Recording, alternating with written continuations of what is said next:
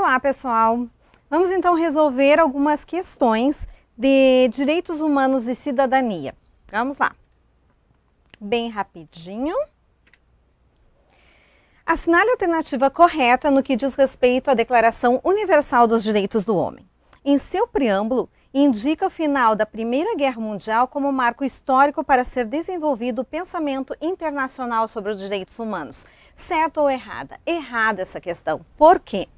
Vocês têm que levar em conta o aspecto histórico. Como é que surgiu a ideia de internacionalizar os ideais de direitos humanos, difundir essa ideia? A partir da Segunda Grande Guerra. A partir da Primeira Grande Guerra, até a gente se falava sobre isso, mas quando se deu a ideia de internacionalizar isso, foi a partir dos horrores da Segunda Grande Guerra. Então, o erro da questão é quando ele menciona, pontua qual a guerra que seria o marco para se internacionalizar direitos humanos. Vamos para a próxima alternativa. Especifica que todo homem tem direito à instrução, que será gratuita, pelo menos nos graus elementares e fundamentais, sendo obrigatória em ambos. A Declaração Universal de Direitos Humanos, ela versa sempre sobre dignidade da pessoa. Uma das coisas que afeta a dignidade da pessoa é a condição do analfabetismo. É isso que vocês têm que levar em mente quando forem resolver questões que tratam de educação perante a DUDH. Então, quando ela fala em termos de educação, ela diz que todos têm direito a uma educação. E essa educação, num grau elementar, ela deve ser gratuita e obrigatória. Num grau fundamental, ela deve ser gratuita, mas não se exige que ela seja obrigatória. Num campo que seja técnico-profissional, se exige que seja acessível a todos. E no ensino superior, se exige que seja um ingresso por mérito. É por isso que a gente faz vestibular, é por isso que alguns países adotam a análise de currículo para ingresso no ensino superior. Mas a questão trata de instrução nos graus elementares e fundamentais, dizendo que é gratuito nesses estágios. Ok, é gratuito, mas obrigatório em ambos, isso torna a questão errada, porque a obrigatoriedade se dá apenas no grau elementar e não no grau fundamental. Então essa também está errada. Todo ser humano tem direito a receber dos tribunais nacionais competentes remédios efetivos para os atos que violem os direitos fundamentais que lhes sejam reconhecidos pela Constituição ou pela lei. Está correto isso? Sim. O que a questão está dizendo? Que todo ordenamento jurídico tem que me dar possibilidade de eu reclamar quando houver alguma violação de direito. E essa reclamação, onde que eu vou fazer? Perante os tribunais. Então, os tribunais têm que estar habilitados a tratarem de remédios contra as violações de direitos humanos.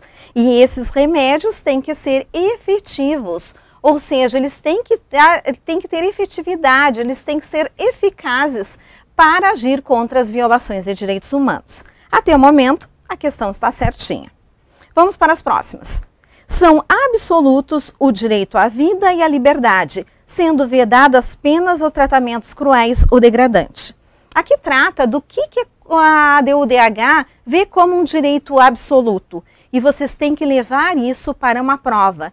Direito à vida e direito à liberdade são direitos que podem ser relativizados. Como assim, professora? O direito máximo não é o direito à vida? Sim. Mas perante a DUDH, eles não são absolutos, tá? Tanto que a DUDH, ela acredita, ela observa a autonomia, a soberania dos estados e alguns ainda possuem em seus ordenamentos a possibilidade de aplicar a pena de morte. Então, quando a DUDH respeita a soberania dos estados até quando eles estipulam a pena de morte, ela está mais uma vez reafirmando que o direito à vida não é absoluto. Ele pode ser relativizado. O direito à liberdade também não é absoluto, a partir do momento que eu contemplo ordenamentos com penalidades que vão da prisão, do encarceramento. Então, o direito à liberdade também não é absoluto. Então, ao tratar como direito absoluto o direito à vida e o direito à liberdade, essa assertiva torna-se errada. O que é absoluto perante a DUDH? É aquilo que fere a condição de dignidade da pessoa humana. Por exemplo, o que é vedado na DUDH? As penas ou tratamentos cruéis ou degradantes. Então, eu não posso aplicar uma pena degradante a uma pessoa. O tráfico de pessoas, o trabalho escravo, colocar uma pessoa numa condição de escravidão, isso é degradante, isso é proibido, isso é uma vedação absoluta perante a DUDH. A próxima alternativa, todo ser humano tem direito a exercer sua nacionalidade. Está correto? Sim, pode exercer, todo ser humano tem direito a exercer sua nacionalidade. Pode mudá-la? Sim, pode mudá-la a qualquer momento. Porém, pode ter esse direito privado em se tratando de questão de segurança nacional. A DUDH não prevê isso. Ela diz apenas que eu não posso ser privado arbitrariamente de exercer a minha nacionalidade ou de mudar a minha nacionalidade. Então, essa condição vincular a condições de questões de segurança nacional torna a assertiva errada. Então, dessa questão, qual é a certa? É a assertiva C. Todo ser humano tem direito de receber dos tribunais nacionais competentes remédios efetivos para os atos que violem os direitos fundamentais que lhes sejam reconhecidos pela Constituição ou pela lei. Vamos à próxima. A respeito da Declaração Universal dos Direitos Humanos, mais uma vez estamos falando em DUDH. Ok? Vamos marcar o que é certo, o que é verdadeiro, o que é falso. A DUDH não faz nenhuma referência à propriedade coletiva, apenas ao direito de propriedade individual. Está errado, porque a DUDH, ela diz que todos têm direito à propriedade e não faz distinção entre propriedade individual e propriedade coletiva. Ela contempla as duas possibilidades como um direito das pessoas. Referente aos direitos sociais, a declaração os consagra como um marco teórico dos direitos de terceira dimensão. Bom, essa assertiva exige que o candidato ele tenha em mente o que é a primeira dimensão, segunda dimensão, terceira dimensão. O que é primeira geração, segunda geração, terceira, ou primeira família, segunda família, terceira família. Então, são as gerações ou dimensões de direito. A DUDH é uma normativa que ela trata de direitos de primeira dimensão e de segunda dimensão. Então, ela fala dos direitos individuais e dos direitos sociais, econômicos, culturais, coletivos.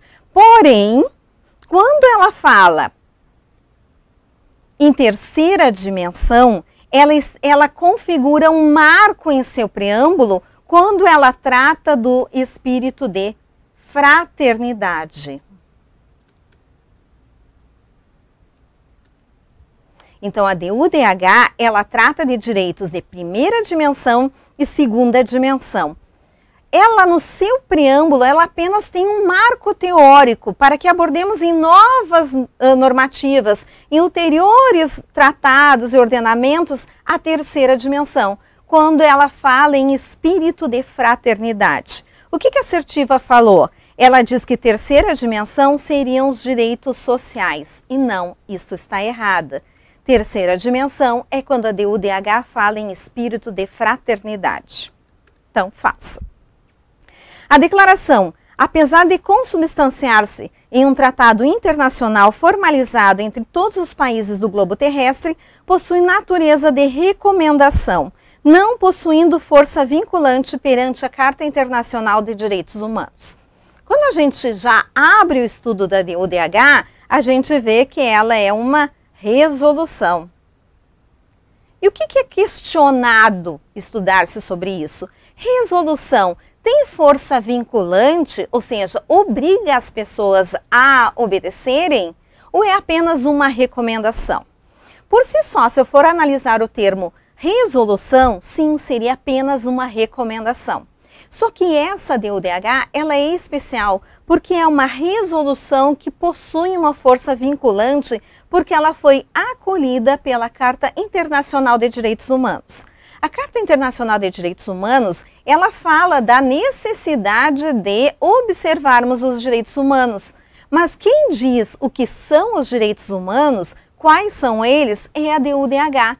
Por isso que entende-se que a DUDH, ela possui força vinculante sim, a partir do momento que ela define o que são os direitos humanos a serem obedecidos e acolhidos pela Carta Internacional de Direitos Humanos. Então, a declaração, apesar de consubstanciar assim um tratado internacional formalizado, não possui força vinculante. Possui sim, essa assertiva também está falsa, está errada. Próxima. Todo homem, sem qualquer distinção, tem direito a igual remuneração, ainda que por trabalhos distintos. Vamos analisar. A frase está bonitinha, né?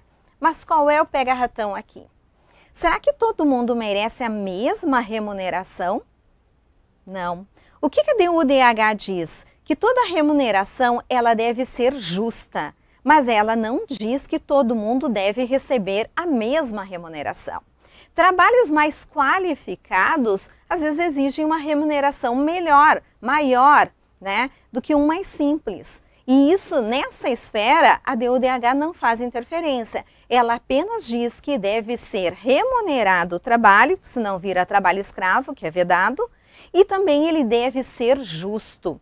Por isso até que nós temos a ideia do salário mínimo, pelo menos para estabelecer um patamar mínimo de justiça para todos os trabalhadores. Então, essa assertiva só peca quando fala que a remuneração deve ser igual para todos os trabalhos. Não. Próxima assertiva. O indivíduo tem direito a uma nacionalidade. Perfeito. E a não ser arbitrariamente privado dela. Ok. Nem do direito de mudar sua nacionalidade. Assertiva perfeita, é simples, mas perfeita, porque ela diz que todos têm direito a uma nacionalidade, até porque não posso ser considerado apátrida, não é mesmo? E não ser privado dela, e eu posso mudar a minha nacionalidade no momento que eu quiser. Ah, isso vai acontecer facilmente? Não, eu tenho o direito de mudar. Por exemplo, eu quero mudar minha nacionalidade, adquirir cidadania italiana, depende dos requisitos que eu vou contemplar na legislação italiana ou da outra nacionalidade que eu queira pleitear, tá? Mas eu tenho o direito de mudar a minha nacionalidade. Isso não existe vedação. Está correta a assertiva? É verdadeira. Então, a alternativa que contempla a sequência correta é a que me diz que falsa, falsa, falsa, falsa e apenas a última verdadeira. Assertiva A. Próxima questão. Vamos correr. A respeito da Declaração Universal dos Direitos Humanos, assinale a alternativa correta. Tendo em vista o respeito da ONU pela soberania de cada país, exatamente, quando você pensa em ONU, a gente deve observar a soberania de cada país. A DUDH, então, observando essa soberania, não faz referência a direitos políticos. Errado. Por quê? Mesmo respeitando a soberania de cada país, a DUDH ela estabelece o direito da pessoa de escolher seus representantes, de participar da gestão e da administração do seu país. Como é que ela faz isso? Participando da máquina pública, não é? Ou se inscrevendo num concurso público, exercendo um cargo público ou através do voto. Então, quando diz que a ONU, ao observar a soberania de cada país, ela não faz referência a direitos políticos, torna errada essa alternativa, porque ela dá direito às pessoas, sim, de participarem na gestão através até do direito ao voto, através até do exercício de um cargo público, né? Possibilidade de eleger seus representantes e de ser votado. Próxima assertiva, então essa está errada. A Declaração Universal dos Direitos Humanos foi aprovada em 1945. Certo isso ou não? Errado. Eu já vi isso ser questionado em prova, porque confunde o pessoal. O pessoal liga a final da Segunda Grande Guerra e pensa sempre em DUDH. Não. 1945 é o ano em que foi criada a ONU. A ONU foi criada e, tentando internacionalizar princípios de direitos humanos, começou a pensar numa normativa que foi aprovada em 1948. Então, 1948 é o ano da DUDH, Declaração Universal de Direitos Humanos. Também está errada essa questão. Próxima. Se vítima de perseguição, o homem tem o direito de procurar e de gozar asilo em outros países, especialmente nos casos de perseguição legitimamente motivada por crimes de delito comum. Essa questão exige que vocês tenham conhecimento sobre o asilo, como ele é tratado, o asilo político dentro da DUDH. A DUDH diz que as pessoas, uma vez perseguidas por suas ideias, por seus conceitos, ela tem direito de pedir asilo em outro país. Porém, ela veda algumas situações e uma delas é exatamente essa. A pessoa não pode estar sendo perseguida ou acusada, né, por motivo de crime de delito comum. Essa é uma vedação para a concessão de asilo. O que eu vou conceder em termos de asilo?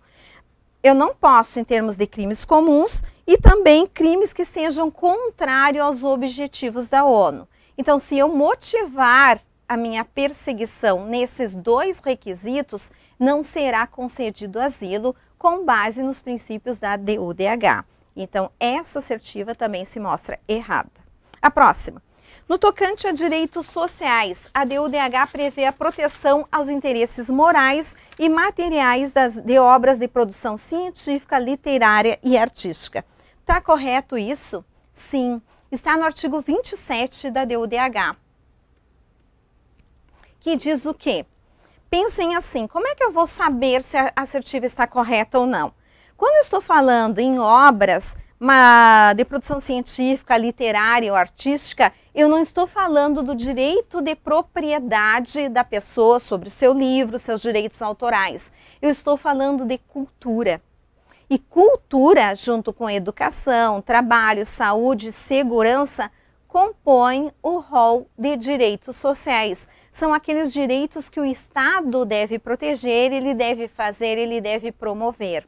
Então, cultura, educação, saúde, segurança, trabalho, são direitos que o Estado deve proteger e deve fomentar. Por isso que se diz que, em relação a interesses morais, materiais de obra de produção científica, literária ou artística, sim, configuram-se proteção do Estado e configuram-se direitos sociais. Isso está no artigo 27 da DUDH.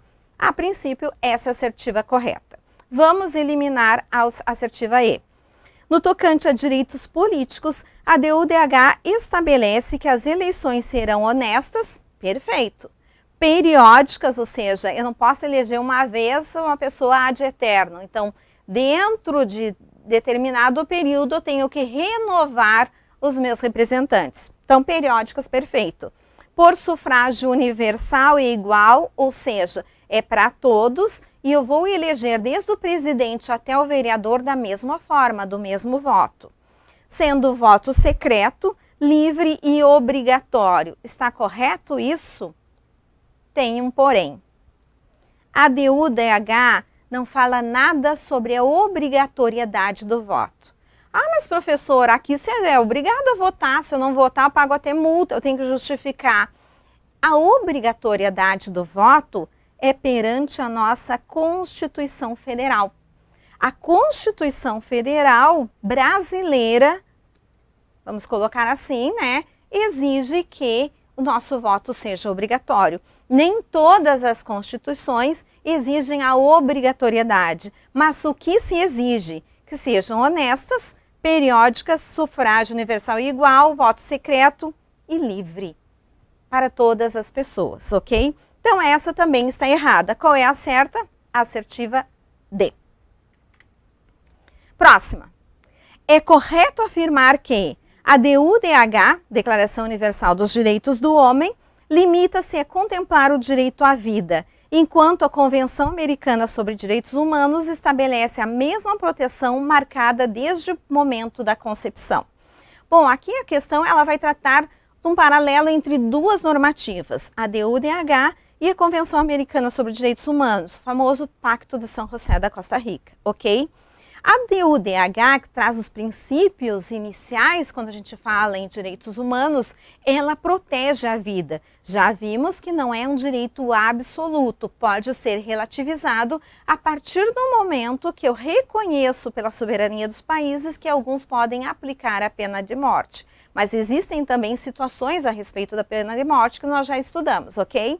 Tá, mas então vamos lá. DUDH, ela promove a proteção à vida, perfeito. Só que ela não disse desde quando. E a convenção, o pacto, estabeleceu um marco inicial, que é desde o momento da concepção. Talvez por isso seja muito difícil ainda algumas culturas, algumas legislações enfrentarem o tema sobre o aborto. Porque o pacto protege desde o momento da fecundação, lá da concepção, ok? Em princípio, essa assertiva está correta, mas nós temos que estudar os erros das outras para testar os nossos conhecimentos. Então, a próxima, a Convenção Americana de Direitos Humanos, ou seja, o Pacto, contempla a censura prévia em casos que atentem contra a segurança nacional, ordem pública, saúde ou moral públicas. Fala sobre censura prévia. Existe censura no Brasil? Né? É um questionamento que se faz. Vamos falar de censura. Eu posso censurar uma obra? Parece tão feio essa palavra censura, né? Levem isso para uma prova. A DUDH, ela não se refere apenas ao Brasil. Ela fala de uma forma genérica para muitas nações. Então, em se tratando de censura, existe a possibilidade de censura sim. E essa censura pode ser prévia em algumas situações. Vamos partir do princípio. Liberdade de expressão e pensamento pode ser censurada? Não. Todos são livres para expressar o seu pensamento, as suas ideias, através de frases, de palavras, de obras literárias e até de quadros, manifestações artísticas. Ok, todo mundo é livre para isso. Pode uma obra ser censurada? Primeiro princípio, em princípio não, tá? O que pode ocorrer e o que o pacto fala? Pode ocorrer de sanção e responsabilização se uma obra dessas ferir ou atentar contra a segurança nacional. Mas não se fala em censura prévia. Ah, então censura prévia não existe. Pera lá. Censura prévia pode ser aplicada se a obra for atentar à moral de grupos que são mais hipossuficientes, vamos colocar assim. Que são grupos que não têm possibilidade de se manifestarem ou pedirem proteção por si só. E nesses grupos o Estado é que vai fazer, vai atuar e vai exigir o respeito. Que é o caso de crianças e adolescentes. Então, quando eu tiver uma obra literária, uma obra artística, uma manifestação artística que atente contra a moral da criança e do adolescente, aí sim pode ocorrer censura prévia. Por quê? Porque é o Estado que deve proteger essas crianças e adolescentes. São grupos mais que dependem, então estão numa situação de hipossuficiência, tá? Então somente no tocante a criança e adolescente. O que a questão fala? Pode censura prévia, mas no tocante à segurança nacional, ordem pública, saúde ou moral pública. Não, não é requisito para a censura prévia. Isso torna a alternativa errada. Próxima. No Pacto de São José da Costa Rica está expressa a garantia de que todo ser humano, desde que se comprove relação de trabalho, tem direito a repouso e lazer. Perfeito!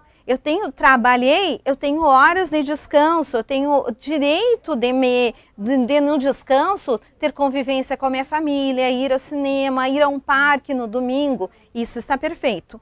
Inclusive com direito a férias, perfeito também. Então eu tenho direito a repouso, eu tenho direito a férias e essas férias seriam semestrais, remuneradas e periódicas. Opa! Férias semestrais? A gente não tem conhecimento disso, né? A gente só sabe que as férias são remuneradas e periódicas. Período aquisitivo de 1 ano, tenho direito às férias e elas serão remuneradas. A presença de férias semestrais torna a questão errada. Bem que eu queria férias todo semestre, mas não é assim que funciona. Próxima, as normas de interpretação presentes na Declaração Universal de Direitos Humanos prevêem que nenhum dispositivo pode ser interpretado para excluir ou limitar direitos e garantias inerentes ao ser humano. Perfeito, né, pessoal? Não posso usar a regra para excluir nenhum direito ou garantia. Perfeito, só que não. Prestem atenção quando a frase estiver muito bonitinha. Não posso usar nenhum dispositivo para excluir, limitar direitos e garantias inerentes ao ser humano. Perfeito? Perfeito. Só que quem diz isso não é a DUDH. Quem diz isso é o Pacto de São José da Costa Rica, ou seja, a Convenção Americana sobre Direitos Humanos. Vamos fazer uma diferença para poder entender essa questão. A DUDH seria uma norma mais simples. Ela diz quais são os direitos humanos que ela visa proteger. Ela estabelece o que são a ideia de direitos humanos. Só que toda lei precisa evoluir. Ela só diz o que é, mas ela não diz como eu vou implementar isso.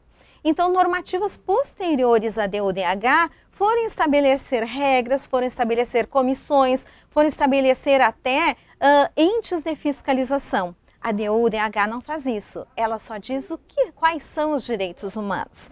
Então, normas de interpretação, como eu vou agir, não estão na DUDH. Ela é mais simples, ela diz o que são direitos humanos, quais são os direitos humanos. Depois, eu tive o pacto, e o pacto sim me estabeleceu comissões, me falou de corte, me falou de possibilidade de fiscalização e me disse que normas de interpretação não podem ser usadas para excluir ou limitar direitos e garantias inerentes ao ser humano. Tava bem bonitinho isso, né? Mas não é a norma correta. Segundo o Pacto de São José, fica proibido qualquer tipo de prisão civil estabelecida em função de dívidas. Tomem cuidado. Qualquer tipo, ou seja, dá uma totalidade, toda questão que dá essa totalidade, a gente tem que ler com atenção. É verdade que o pacto proíbe a prisão civil? Sim, mas não toda e qualquer prisão civil, ok? No tocante à prisão civil em função de dívidas, o pacto faz uma ressalva. Pensão alimentícia. Lembra daquela ideia que eu falei da censura? Eu tenho que proteger aquela categoria que está em hipossuficiência, criança e adolescente. Vamos usar a mesma ideia aqui. É uma forma de proteger o direito do alimentado, seja criança ou seja adolescente, ou seja, paga a pensão, senão tu vai ser preso. É o único tipo de prisão civil por dívida que é aceito, que é acolhido pelo Pacto de São José da Costa Rica. Ou seja, prisão em função de dívidas, prisão civil em função de dívidas motivada por pensão alimentícia, ou seja, dívida alimentar. Então, esta questão está incorreta também. Gabarito é a alternativa A. Próxima, são características dos direitos humanos com exceção da. Essa questão fala muito da teoria geral dos direitos humanos, ou seja, eu tenho que saber quais são as características dos direitos humanos. Eles são inalienáveis? Sim. O que quer dizer isso? Eles não podem ser comercializados, eles não podem ser despojados. Eu não posso vender meus direitos humanos ou abrir mão deles, eu não posso comercializá-los. Então, eles são inalienáveis. Perfeita característica de direitos humanos. Unicidade. Unicidade é igual a indivisibilidade.